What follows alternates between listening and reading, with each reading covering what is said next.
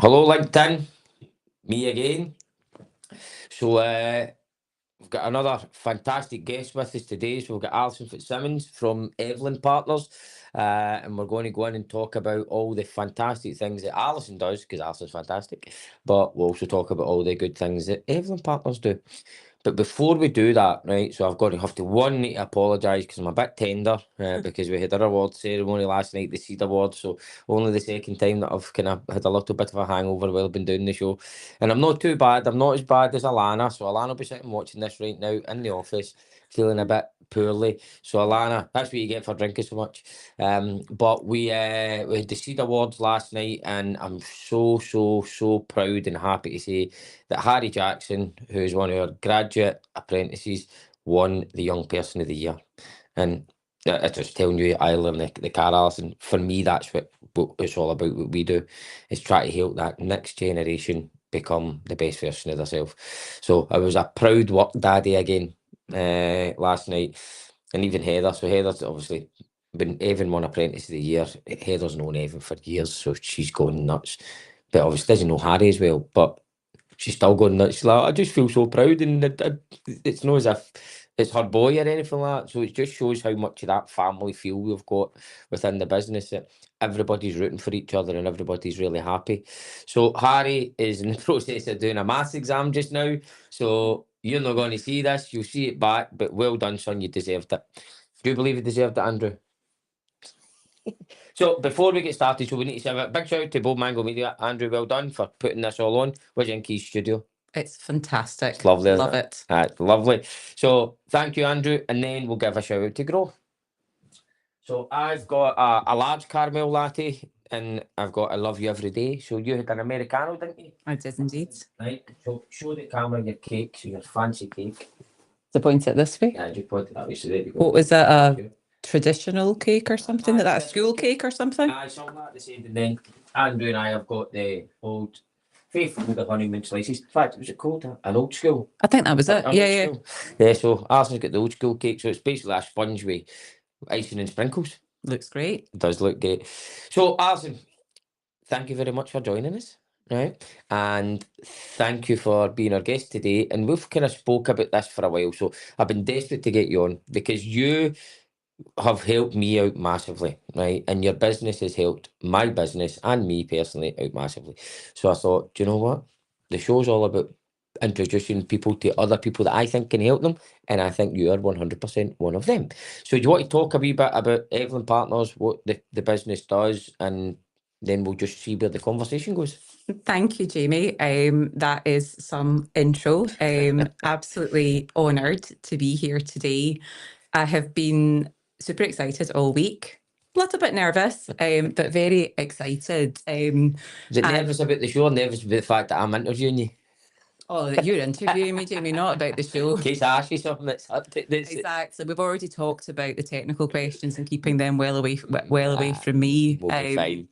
But yeah, I suppose kind of kicking off in terms of what I do and what Evelyn do, I think you build it really nicely in the lead up to the event. I'm one of the directors at Evelyn Partners, and I lead our entrepreneurs business development nationally. But what does that actually mean?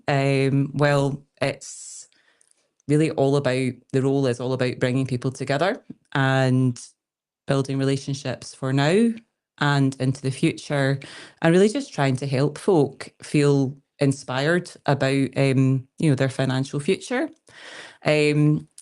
Always think that, it's like any job, isn't it? You've got good days, you've got less good days, and then you've got the days you don't want to talk about.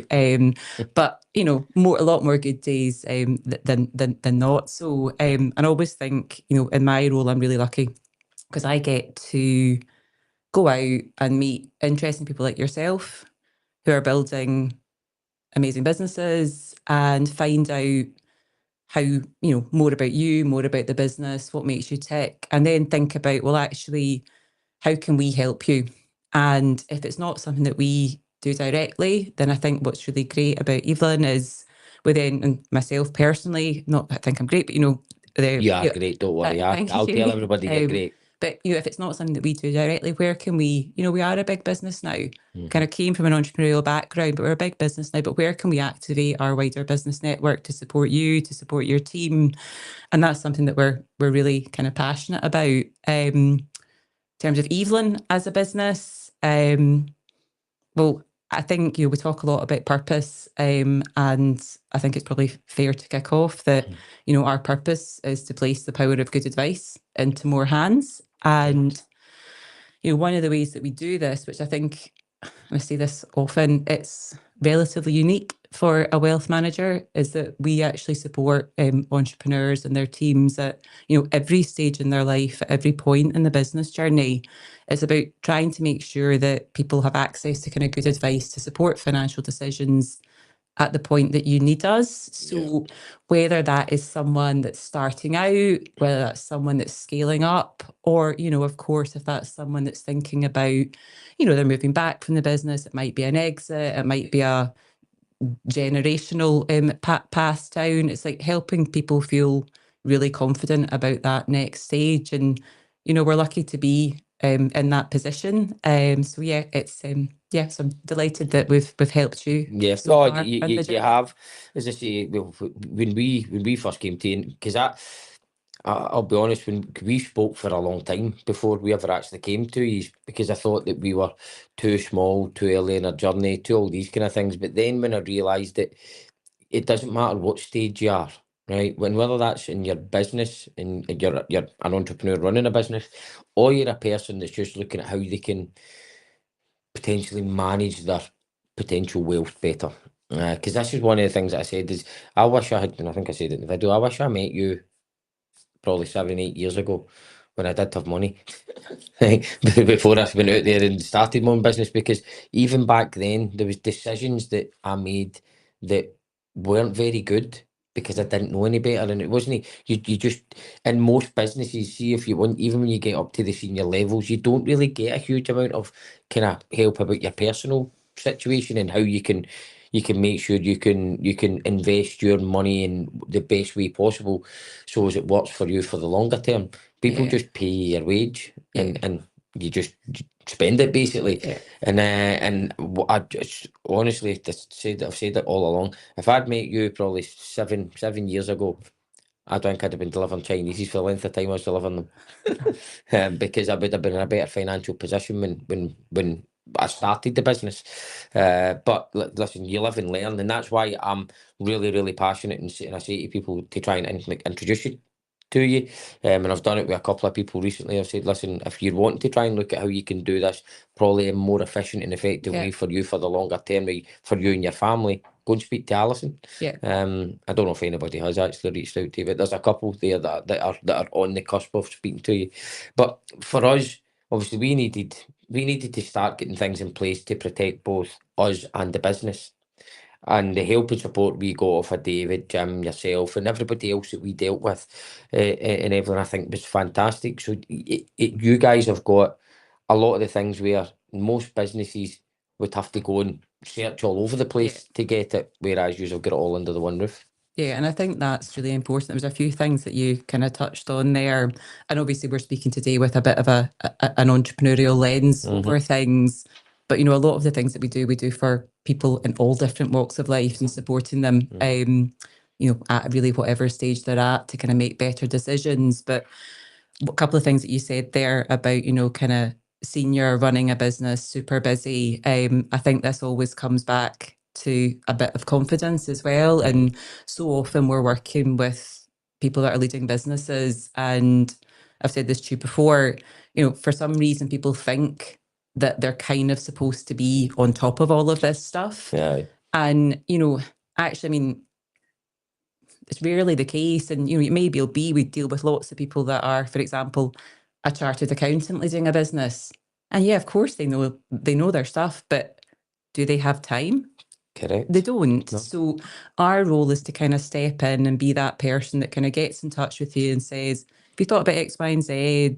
Or you get in touch with us, say you do have an investment with us and worrying about, the events that have happened over the weekend, you can get in touch with us, but actually, we would be reaching out to reassure them in these sorts of times. So it's very much about just the kind of small steps that you can take along the way to make yourself, better protected. Yep. I think it's probably very fair to say that we live in a fairly highly taxed environment. Oh, no, just a wee bit. Just a wee bit. And I was thinking about this on the drive and the way through, and it's strange. Like, so there's all these financial statistics and statistics about financial anxiety and things like that. And I thought it's a quarter of people that have earnings around and about the 30,000 mark, they profess to having some sort of financial anxiety. And, you get that, you understand that. But then once you get into six figure, actually the stats go up, and it's a third of people that say they have some sort of financial anxiety. And okay, the challenges are different, but there's just things that people aren't aware of. You've got lots of things that you're thinking about, looking after your team, looking after other people, looking after families. And I suppose that kind of six figure point, that's something that jumps out all the time. We're always speaking to people about, if you happen to be fortunate enough to be earning £100,000 or between that 100 to 125,000, did you know that you're paying 67% tax? So what are like little things you could be doing there? And that's where, it's not all about pensions, but that's where things like pensions come in, and just making sure people are sort of educated about, actually, can you take a bit less of the income, put that into a pension, you get full tax relief. And, and if you're a business owner, you might be able to take it maybe potentially from the business, save a bit of corporation tax doing that as well. So it's just trying to make sure people don't have to do anything that we suggest to them.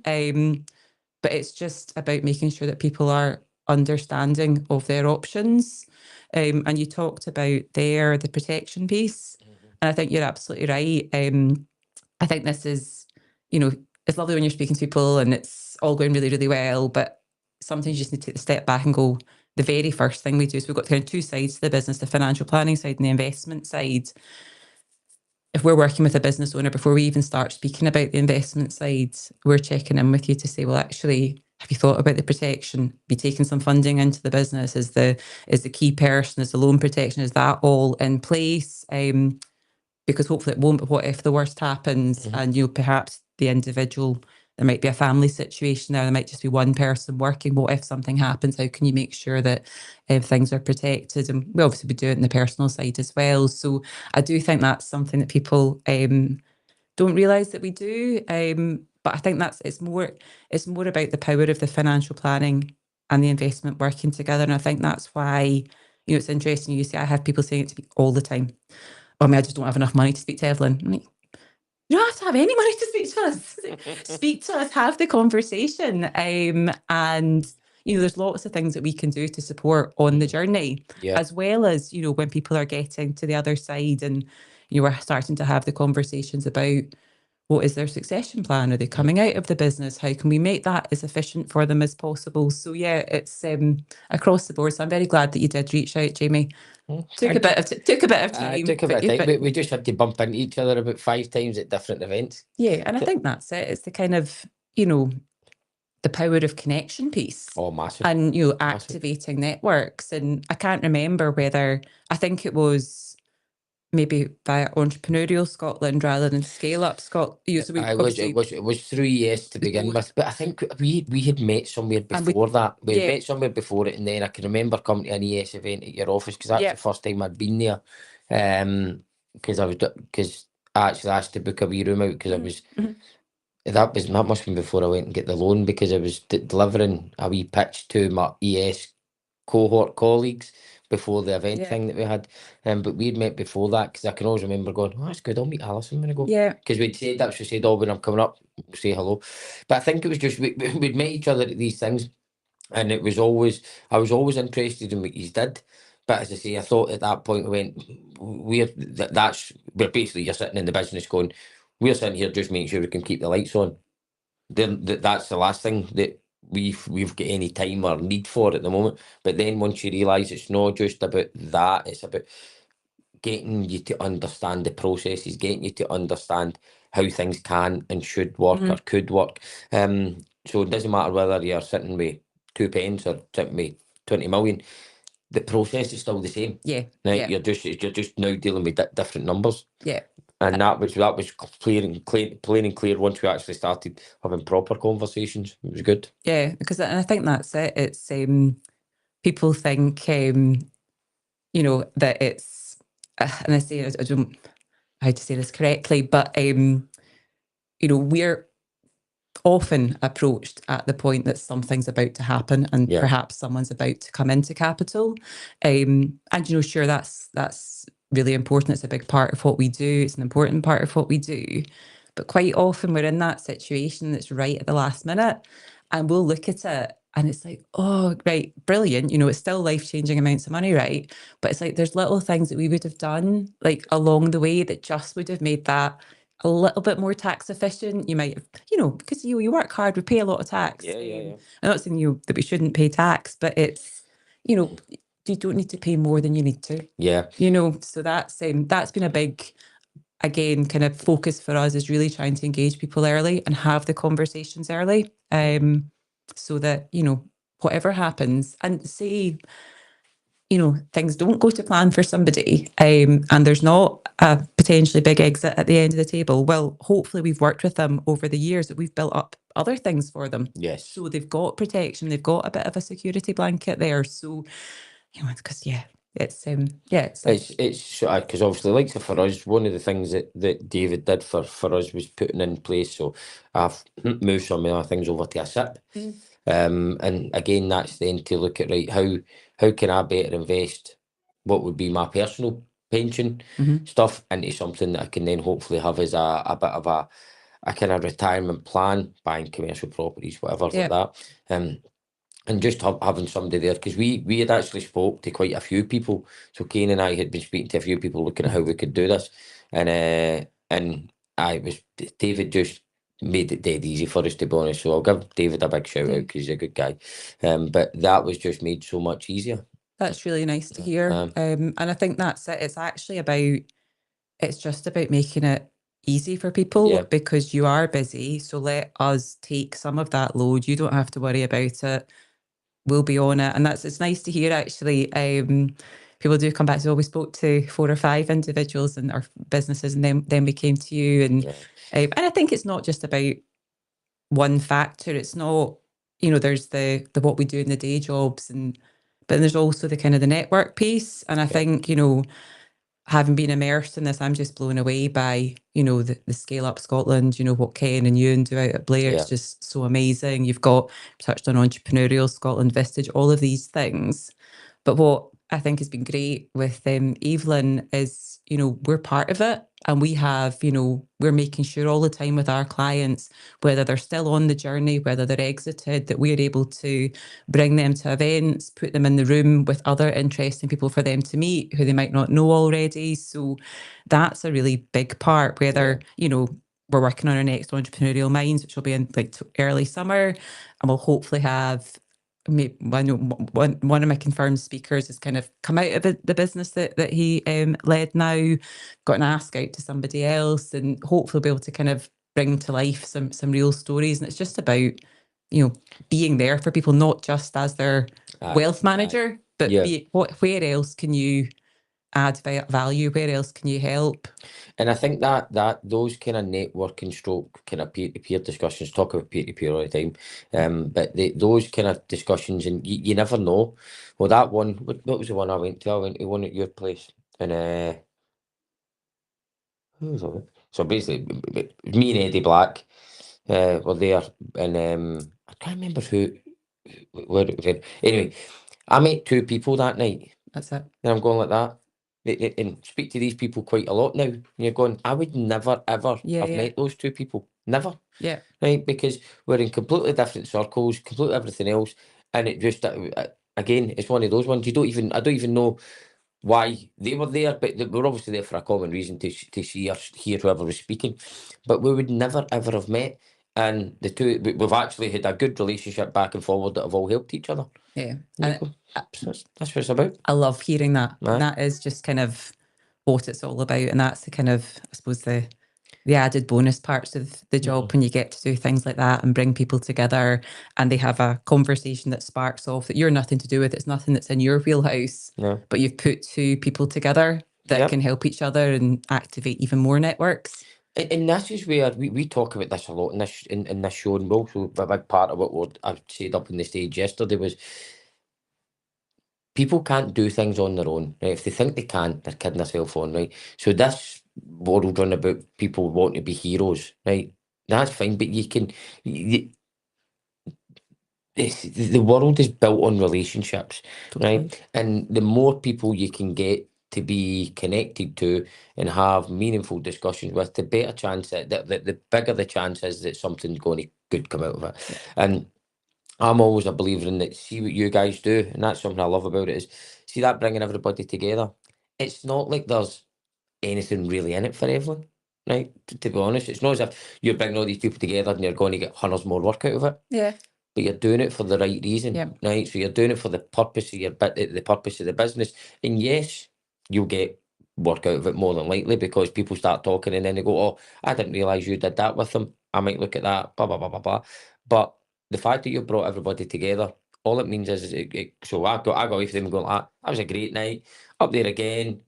Guys are brilliant, fantastic, blah blah blah blah," and then you go and tell other people about it, right? So it all works, but I still see a lot of people sometimes are too busy just looking after themselves and their own ship, which I think is sad at times. Yes, you have to do it, but there's also a bit of you that have to say, right, okay, who else is out there that I can help or could help me? Yeah, absolutely. As you say, it's about relationships and actually wanting to help people. Yes. So I think I said to you when we were chatting on the drive on the way through, like I always think, my role at Evelyn, I know a little bit about lots of things, but, need to be surrounded by the team of experts that you can kind of pull in. And that can be experts internally or externally to the organisation. But, that point about nobody does it by themselves. We work as a team. All of the business owners that we work with work as a team. Yeah. They're leading that team, but they're part of that team as well. And I think that's just...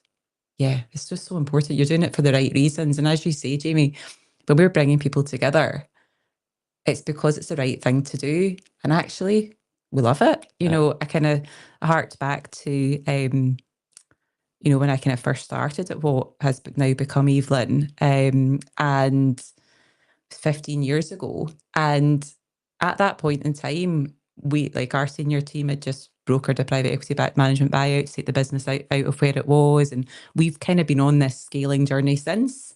So yeah, we kind of look and feel a bit more large corporate now, but I kind of think that we've got that, I suppose. There's the kind of entrepreneurial background, the culture's still there, and everyone kind of still thinks like that. So it's a nice place to be. And, those guys and girls certainly didn't do it on their own. Yes. So they did it as part of a team. No, and it is. It's brilliant to see, and you see a lot of the kind of the giving back that you do as well. So like sort of the kind of exit brochure that you did on the back of the event that you did not long ago. That's amazing, right? Thank you. Right, really, really good. It's got so many good, insightful messages from different people that all see things in a bit of a similar fashion, but also in a different way. Yeah. And it's great to see it. And it's back to it's about the people. Yeah. Front. It's not just about the money. It's not just about the success. It's about the person and how the emotions come into all this. Because one of the bits that I read, and it was obviously selling your business is just as difficult as starting your business. Yes. Because when you start your business, you've got the roller coaster, Yeah, right? yeah. And it's all exciting and it's blah blah blah blah blah. And then you go to try and exit your business, and then it's another roller coaster. And then at some point, that roller coaster stops. Yeah. Where's especially if you're a founder, that your whole life has been embodied in this business for however long you've got it. Somebody needs to get you ready for that fall, right? And it's not a fall and thing. I can't remember how they described it, but it's the emotional and the mindfulness of you've gone from everything in your world is revolved around this thing to now it's not. Yeah, totally. So I think the quote that you're thinking of was from Debs, and Was for I, Debs, I yeah. love that because she gave us a wee video around it as well, actually, last year for International Women's Day, and this whole point about actually it's just as emotional selling as it is starting up. And some of the other founders that we'd kind of featured in the Next Exit Insight were talking, and that was it. It was the emotional impact of selling the business as well as the financial side. And I think that's something that it's hard to prepare for, but being aware of it, and I'll personalise and go on one of my tangents just for a second. No problem.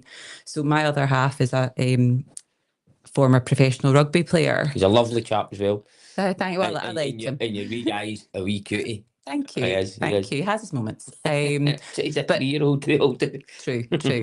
But when Colin stopped playing rugby, there was this like loss of identity, loss of purpose. I'm not Colin Gregor the rugby player anymore. Who am I? And I see it with business owners having that transition. It's like, well, I'm no longer X running Y. Who am I? So that again is first thing is getting people prepared for how they might feel. But again, it's also checking in with them. Well, you might want to go again. Depends if you've got the energy, but there's also other things you can think about. So it's where consultancy, non-execs, the power of the network, just getting people to be ready for that mindset shift. So yeah, I liked that insight. And it was good to get your feedback on it. I thought the whole thing was brilliant. But as I say, this is where having that network of people around about you. So obviously, say if we were ever going to exit, I'd be going and having chats with people that have done it, right? And saying, right, listen, I don't know, because it's like retiring, right? You hear about people that don't want to retire because what they're going to do. Right. The loss of purpose piece. The loss of purpose piece. And you just that's something you never really want to do. If we ever exit this business, I'll not stop. But you're hoping that you're getting yourself ready for it. Yeah, you're just doing it in a different way. And I suppose that's kind of how we've been reframing recently. It's particularly in the kind of with the entrepreneurial lens on it. We don't speak to people about the point of retirement. We speak to people about the point of financial independence. Yeah. Because it's different. Because that you've just hit the nail on the head. There's something else you'd probably go and do. Yeah. So it's about almost like letting people know at what point are they working and doing what they're doing because they love it. Aye. And and actually there's also the lens of, well, what do you do to, I think Sir Tom Hunter with the venture philanthropy, what do you do to kind of give back? Aye. We see it a lot with a lot of our kind of exited founders that they want to support the next generation of businesses, whether that's through angel syndicates and things like that, which can be really interesting. Well, that's what I'll say. If I exit this, that's what I would love to do, is just go and help small businesses. I think it could add a lot of value to them. I think you'd be brilliant, Jamie. Yeah. So, but see the purpose thing as well. I'm going to actually, let's stay on a tangent on that that's not related to business, because this is, I think, something. So I noticed this, obviously, as you're kind of getting to your 40s and stuff like that. See a lot of mothers, right? I think a lot of mothers, when they maybe say they've had kids in their early 20s or whatever, and then their kids get to a stage where they become independent, mothers go through that. Right, so I've seen it with quite a lot of people throughout my years, where it gets to a stage where they're going, right, well, my job since I've been young is to be a mum, right? And then you're going, right, my kids don't really need me to be their mum anymore. What's my purpose now? And I think that because I don't know what the stats on this, but you see a lot of couples who have met young, they end up kind of splitting up, maybe when their kids are get like 13, 14, 15. Yeah. And I think a lot of that's because they sometimes obviously they just drift apart. But I think a lot is down to the mothers going, what am I here for now? My kids don't need me. I'm then doing whatever I'm doing. And is this that? Because everything's for dads as well, so I'm going to talk about dads, but especially for a mother, it's that your whole life is just revolves around your children most of the time. I think you said it there. You're not getting to eat the food you would like to eat at the weekend because you're having to take the wee man.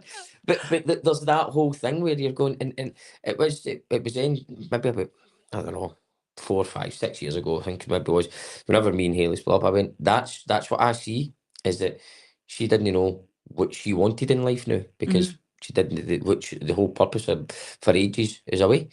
So yeah, so I think it must just be a thing in general with human beings where you've got a purpose that keeps you going. Yeah. When that purpose stops, you then maybe end up a bit lost for a wee while until you understand. Just like preparing yourself for changes and life events and what does that mean, and maybe the psychological element as well. No, it's It's the interesting. same as like soldiers. Yes. So veterans, I think that's what you find a lot of veterans, because the veterans have got they've been there in the military. What structure, they've got rules, they've got organisation, they've got all that. So their whole purpose is that, and then they leave, and nobody's preparing them for. I think they might be doing better now, but nobody's preparing them for. Right, by the way, see all that structure you had in your life, you've not got it anymore. Right, so how are you going to deal with that? And I think when you talk about exiting, I think it's exactly the same. It's an emotional roller coaster. You're used to all this thing that kept you going, and it might have kept you awake at night, but it's also the thing that's been giving you a lot of your energy. Yeah, it's giving you your drive, and it's just preparing for that shift. No, I know. I think it was a very, very, very good kind of article and study thing that was posted. I think it was really good. Thank you. Because I've seen you've done a few different ones, and they always come out and they're always really, really good. Thanks. Do you involved in putting them together? I have some input. So certainly the one that you're referencing, the Next Exit Insight, that was actually done. We interviewed about 100 founders over the course of last year, over the course like all across the UK. Or it's not just founders, but like people running businesses as well. And it's kind of been taken from their insights. So we pulled that all together, and that's what's come out with the Next Exit Insight. And of course, the people that we've featured in the report who've given us quotes, we've obviously got their approval before we were able to use those quotes, as you would expect. So yeah, it's been a really nice one to work on, actually. No, it was really good. Nice. It was very good and very insightful. So try to think what there's anything else I was going to ask you. What's next for Evelyn? Or Evelyn? You say Evelyn, and I call it Evelyn. We'll answer to either. Okay, that's good then. Technically, when we first rebranded to Evelyn Partners, it was quite funny because there's a big Celtic part of the business, and there's a lot of us here in Scotland. And there's about 400 of us here in Scotland, and there's some over in Northern Ireland as well. And of course, everybody north of the border had never heard of the name Evelyn before. We'd only ever heard of Evelyn. So somebody apparently phoned up there's a pub on Evelyn Gardens in London, which is where the name came from, because that's where one of the founding offices was. So somebody actually phoned the pub to find out what the pronunciation was, or so the story goes. But we will answer to either up here. Right, okay. But sorry, you asked me a question. What's next? Yes, so what's next for us? You may have seen a little bit of press coverage on us. Obviously, I've alluded to our own kind of entrepreneurial roots and joining a business of 300 people across the UK, now close to 3,000. That many there is, isn't there? Across the UK, but... How many offices you've got? 25. So we've got in Scotland, we've got 3 main offices in Scotland: Glasgow, Edinburgh and Aberdeen. I've been in the Edinburgh one. That's of course. So we, subject to regulatory approval, will be joining the NatWest family, hopefully in the summer. So we're super excited about that. I think that's just, everyone's delighted. So that's us, being on our own entrepreneurial journey, finding our forever home. So I think it's just going to allow us to work and support even more clients across the UK. And you look at the great stuff that, RBS, one of NatWest's businesses, the great stuff that they've done with Scottish Edge. So again, in the kind of entrepreneurial side, I'm super excited for, being able to help even more people. Brilliant.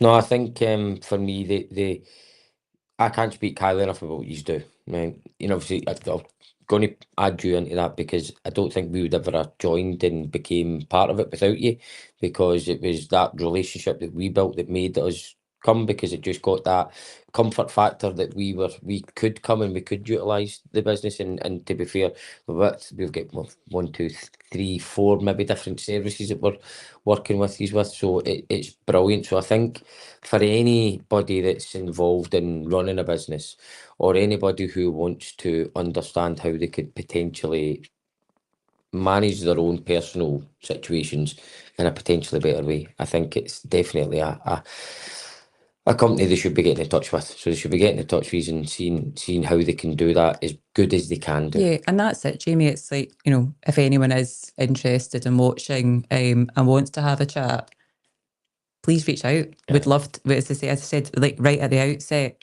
best part of my job is getting to meet interesting people, interesting businesses. So reach out for a chat. If we can help, we will. If it's nothing that for us to do at this moment in time, we'll dial you into network, we'll dial you into our events, we'll make you part of the community. So yeah, it's and I'm really pleased that you've enjoyed your time with us so far. Yep. I'm very excited to be on this journey with you. Aye, well, as I say, it's all really good, apart from you're worrying about cash every couple of months. Yeah. The joy of growing a business. Yeah. But no, it's been fantastic, and I think I agree with you. I think the whole NatWest thing can just help. I think it helped both parties, because they don't have, as far as I know, especially in Scotland, anybody that does what you guys do. And obviously you guys having the not just the security, but the close access to one of the largest banks in the UK can only help your clients. And I think that's it. I think that's what we've all loved about, the way that the deal, what we're being told about it is that actually we'll be slotting in as part of that family. Yeah. They're not intending to change what we're doing. They've acquired us because they like it. Yes. So yeah, it's very exciting. When's the whole thing supposed to be done? I reckon we're hoping for the summer. Right, okay. But the FCA approval can take a little bit of time. Right. So yeah, summertime, fingers crossed. And obviously, so there's, would you say 25 offices now with 3,000 people? When they did the MBO back, when was that? Was it? That was in 2014. So there was 300 of us. 300, and it's now 3,000. Not bad. Yeah. It's a big team. Most of that 300, not all, because some have retired, but most of that 300 are still there. Brilliant. So that's nice. And I think that's a testament to any business, right? So, I mean, you've been there for 15 years. I know, right? I started when I was 10, Jamie. Thanks for just about to say that. But so, when the wee man, you're about the wee man's age. But that's 15 years, and you're going, that's an amazing thing. You must love your job. I mean, and it's trying to get people that are staying in companies for that length of time nowadays. It's tough. Yeah. But this is where culture comes into everything. We speak about it all the time, don't we? The culture of the business has to be something that people want to be part of. 100%. And that's what I see in your place, and you can see it. Obviously, we're talking to Andrew about your offices in Glasgow, and the feeling that you get when you walk into them. It's just a nice feeling. Feels like a nice place. I mean, I brought Kelsey and David and Kane that were up the other week there. We could get used to this. It's a nice office, and again, that was a big move for us a couple of years ago, because that's our second biggest office out with London. Is it? Yeah, so we've got the custody and settlement business. They're all a big chunk of that's in Glasgow as well, and you'll have to, if I've got a minute, you've got many minutes as you want. What I really like when you walk into that reception area, and I've just told you and Andrew this story already, but way back when I first joined that business, we were involved with a grant programme at Glasgow School of Art, and that was to support the graduating students from the art school that were going to go into business immediately on graduating. So we've worked with this particular business, Bespoke Atelier, for about 15 years now. Initially, it was all about kind of mentoring, activating our wider business network for them. They design installations for buildings and public spaces. More recently, we've kind of paced alongside them while they've done a bit of navigating of the angel VC market, and that's had a happy result for them. But they actually won the commission to design the reception area for our new office 2 years ago. So I love that when you walk in, it's it's proper kind of Glasgow, west of Scotland cityscapes that are in the reception area. But I love that there's that story. There's two brilliant female entrepreneurs that we've known, and it's just a relationship for such a long period of time. And as soon as you come into that lovely office, we can tell that story and say, actually, we know the guys behind that business. They're brilliant. It's amazing how things just happen, right? And there's things that you just go, that's all happened for a reason. And you just sit and say to yourself, I don't believe in fate, and I don't believe in the stars and all that kind of stuff. But there is a lot of things where you go like that. Do you know what? That's just meant to have happened. Yeah. That's one of them. Yeah. Because so had they already won it before you were getting into the office? So did they win the contract from you when you did you put out for contract and they won it, or did they already? So we'd kind of put it out. There was like I wasn't a contracting firm or however it works that was doing all of the design. Mhm. So they were one of a number of businesses who pitched to design the area. Yeah. And although, we had suggested they could go for it, but we had nothing to do with the final decision. So it's really nice. Brilliant. Fantastic. Right, well, listen, that probably is about us time-wise. If is there anything else you want to quickly finish off on? One thing. Yes. So, and this is kind of coming back to, it's probably, we're on almost the eve of International Women's Day. Yep. So one thing that I did want to touch on is, I suppose, hopefully you'll be coming along to this, Jamie. I have a spot saved for you. No Diversity, No Deal, which is a movement that, I kind of co-founded alongside Sophie Ransels at Livingston James and a lady Jane Stewart, who's a very well established non-exec. You just made me realise I owe Sophie an email.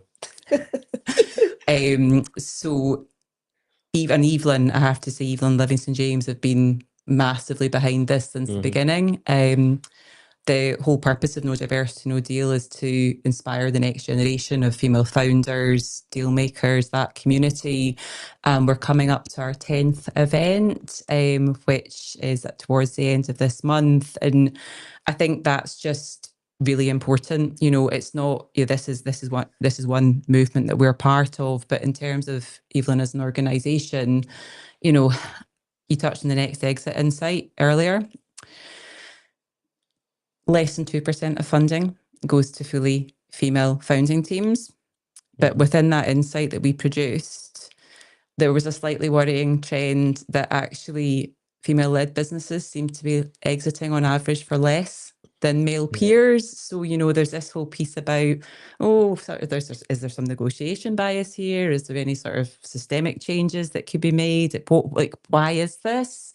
And of course, there's the overlay of, your gender pension gaps, gender pay gaps, gender investing gaps, all of these things. So, we're doing a lot of work around women's wealth, and we've just backed the first part of research, which you might actually have seen to come out of Edinburgh Futures Institute, where we've got a psychologist, Emily Shipp, who's talking about some of the hidden forces that are kind of shaping women's financial future. So that's something that I think we're really keen to kind of champion and bring to the fore. Financial security is important for everybody. But just making sure that certain groups that maybe get left behind empowered. It always needs to be, people need to be empowered, but it needs to be equal. One of the things that I've always been quite kind of, I would say, passionate about with regards to the gender pay gap and all these kind of things to do with diversity, inclusiveness and equality, is that I come from an engineering world where I have for my whole career been desperate to have women engineers. Right? Desperate. And the reason is because women and men think differently. Right? They do. And even with the same training. It's the diversity of thought. Of course it is. And even and I've seen it, so a female and a male engineer that have went through exactly the same training programme look at problems in different ways. So I am desperate to have that. Right? I always have been. But it's how do you get more women to want to be in that space? Because we had a thing, we actually looked at the gender pay gap within the business, so we were really all over it, and it looked quite bad, but it wasn't really, if you looked at it as a proper, like the women that do the roles in the business, the men that do the roles, and I was actively promoting women into more senior positions, not to help with the gender pay gap, because they deserved it. Like, they deserved those roles, and you wanted that kind of thinking at your top table. But when you're then putting out like adverts for, say, a senior design engineer, and you get 40 applicants, and all 40 applicants are males, you're sitting there going, you can't really bring that diversity of thought in when yes, those people think differently, but there's companies out there that want to try and bring women in and bring 100%. women leaders into their business, and for some reason you just can't get them. Yeah, 100%, and that's it. It's about trying your best, getting in there early, going into schools, and that sort of thing. Because we see it in our sector, continuing financial services. There's less female advisors than there are male advisors. Yeah. And that's something that, because it shouldn't be all of one or all of the other. It should be as much 50-50 as possible. So we're in a very similar situation. You'll kind of always want to kind of make sure that we're encouraging more applicants for roles from all genders, actually. But it's, it's part of a process. And so some of the other things that we've done is we've gone into some like sporting organisations where we're specifically targeting the female side, with the idea of actually, at some point we talked about loss of purpose and you move on from what you're doing, but actually have any of you thought about financial planning or investment management as something that maybe when you stop playing football or you stop playing rugby, that might be something that's for you? Because you've got a skill set, you're good with people, and we'll train you up in the other parts that you need. So yeah, it's trying to work out how you kind of make people think engineering, financial services, these jobs are for me too. Aye. No, and that's the thing that I've been always kind of passionate about trying to get is how do we get that message there?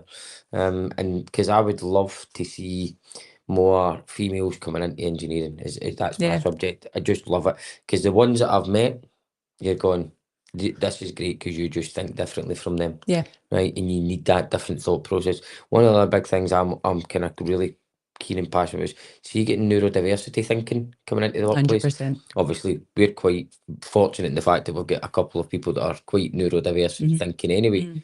But if I look back in my years of kind of leading teams and all that kind of stuff, see some of the people that I've got in my team just now, I'd have loved to have had their voice. Yeah. I'd have loved to have had their voice at a table before where it's questioning the norm. Yeah. Let's look at, right, can this be done differently? Let's not just take the status quo as that's the way it has to be. And that's what you need in the world. It's not, the world can't just be everybody saying yes. Yeah. You need to have challenges, and that's where the whole thing about you're talking about the whole diversity and equality and stuff like that. You need to have it in your business nowadays. Absolutely, and that's it. And it's not just there's not just one facet; it's across all facets. And on the kind of neurodiversity piece, like the fact that people are more aware of that now, and just understanding that people think differently, they learn differently, and giving them the space to do it in that way, and interacting with them in a way that is positive for both sides. It's good that we've come on leaps and bounds. I can remember a conversation, and it was a conversation where an HR director had with me. She went, people think that you don't take any notice. All right, what do you mean? Because everybody else sits and writes notes and you don't. I says, I never write notes. He's like, and you're always very quick to answer, so people think that you're not really thinking too much with the question. And I went, you don't understand how some other people's brains works, do you? I said, while you're speaking, I'm already calculating and working out the answer to answer that question, sometimes before the person's even finished it. I says, everybody's brain works in a different way. I said, so I can write down as many notes as I want. I will never look back at them because I'm onto something else. I says, but the key things that I need to remember, I will remember in that. Don't get me wrong, getting older now, it's getting harder. But that you're just going, and that's somebody who's a senior HR director, right, for a very, very big organisation that's just doesn't get it. That's just totally missed it. 100%. Everyone learns in different ways. And you're going, how can you need to have an open mind to how different people take in information. Yeah. But these are some of the things, the challenges you've got in the world. And absolutely. Listen, sorry, we're changing it, Alison. We're changing it one step at a time. That's what I say. Making the world a better place one day at a time. Right. Yeah. Okay, we'll leave it at that because we could end up sitting here all day. What time we went over? We went over 5 minutes, but that's all right. So we're trying now to keep it to 45 max. Right, because I end up sitting there blathering away for ages. I could talk to you all day, Jamie, but we're going to do that at Ho Wong. Yes, Ho Wong. Yes, Ho Wong. So Heather doesn't watch this. So Alana, tell Heather, right, because I'll forget the time I go home, that we're going to Ho Wong's because we were talking about Chinese and I was told that the one that I was going to isn't as good as this one. So we're going to be having a wee lunch date. Yes, looking forward to it already. Can't wait. Right, Alison, thank you very much. See, told you it was easy. Thank you so much for having me on. I've loved it. Nah, good. Right, for those that are still watching just now, thank you very much for watching. Hope you're having a fantastic Friday, and I hope you're looking forward to the weekend. We have a bit of a Sunday following, so people will obviously get bored on a Sunday and they want to watch me talking crap. So for those that are watching back on a Sunday, hope you've had a good weekend. Hope you're looking forward to Monday, and thank you very much for watching. Alison, thank you very much for coming on. Thank you for having me, and thank you everyone for listening to my musings. Oh, you've been brilliant. And and a big shout out to Andrew, because it's going in for the Business to Business podcast award, isn't you, Andrew?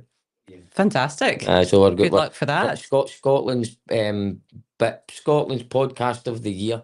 Andrews, I decided we're going to put in for, so we'll see if we win it. Nice Business to business podcast. So if anybody else is watching this and you're in the running for it, we're winning it.